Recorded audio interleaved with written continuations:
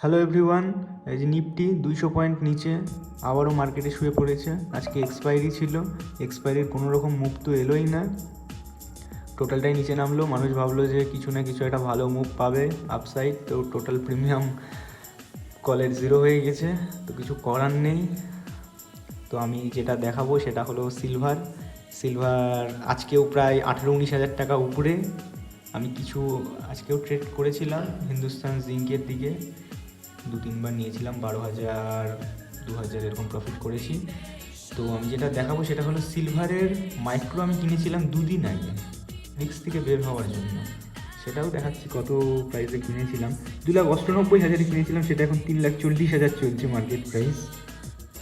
আমি জানি না গোল্ড সিলভার আরও কত উঠবে। আজকে গোল্ডও প্রায় আবার 3,000 টাকার কাছাকাছি উপরে।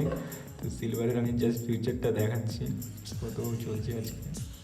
আজকে 20 তারিখ, আজকেও আগের দিনও প্রায় 22-23 হাজার টাকা উপরে ছিল, আজকে আবার 20,000 টাকা উপরে সিলভার।